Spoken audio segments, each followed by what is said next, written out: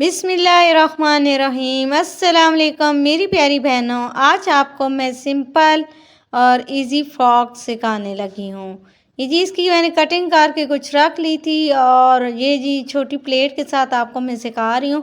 सबसे पहले इसका मैं घेर तैयार कर रही हूँ। घेर तैयार करने के बाद ये आपको मैं दिखाऊंगी, इसको मैं बॉडी के साथ अटैच करूँगी। साथ साथ आप मेजरमेंट करते रहें, क्योंकि फिर अगर प्लेट्स में फ़र्क हो उस बॉडी के हिसाब से तो आप ठीक कर सकते हैं। तो ये आपके सामने मैं पहले घेर तैयार कर रही हूँ। दोनों घेर तैयार करके आपको फिर मैं दिखाऊंगी इनको इक्वल करके।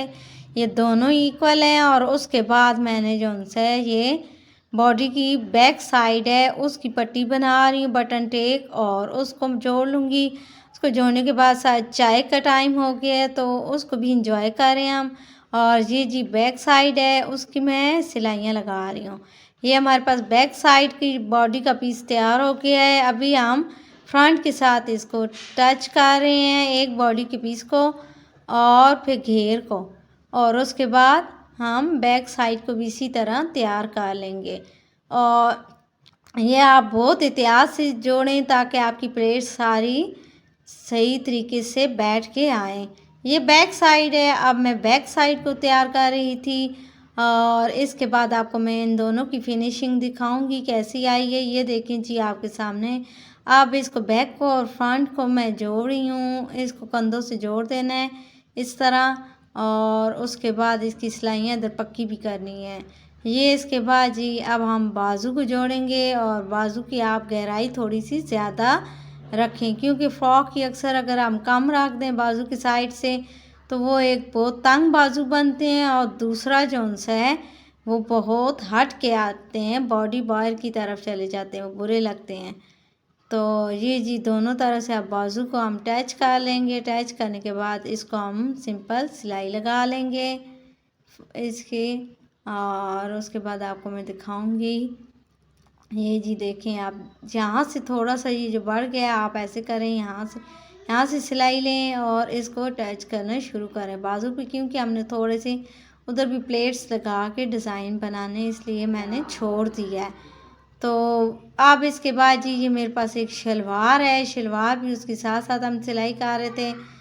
ये जी देखें साथ कम कपड़ा था तो इसके साइड से जो बच्चे हैं वो पीस मैंने इधर आसन में डालें। आसन में डालने का ये है कि छोटी बच्चियों की जल्दी शलवारें फाट जाती हैं, तो आप गुड्डी काट वाली शलवार बनाएं, और उससे जो उनसे आपकी बच्चियों की शलवार जल्दी नहीं फटेगी और बहुत बच्ची भी कंफर्टेबल फील करेगी। ये जी देखें आपके सामने हम सिलाई कर रहे हैं। कपड़ा अगर कम हो तो आप इस तरह की शलवार बना लें।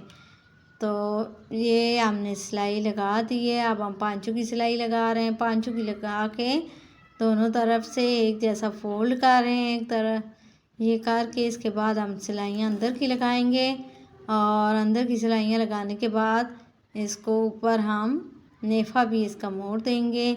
बहुत छोटा आसन भी नहीं रखना चाहिए और बहुत बड़ा भी नहीं रखना चाहिए। छोटी बच्ची का कम से कम 12-11 इंच तो लाजमी होना चाहिए, और बड़ों का जो है 16 इंच या 15 इंच तो लाजमी होना चाहिए।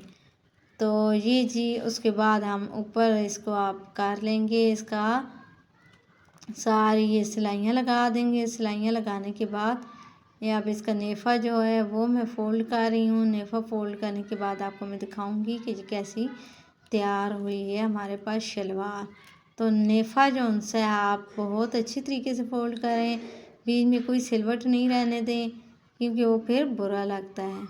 तो ये आपको मैं दिखाती हूँ इसकी फ़ाइनल लुक क्या है, और उसके साथ आप धागे वगैरह साफ कर लें। ये देखें जी इसकी माशाल्लाह फ़ाइनल लुक आपके सामने। और फ्रॉक की जो फाइनल लुक है वो फ्रॉक के शुरू में ही मैं आपको शेयर कर दूँगी।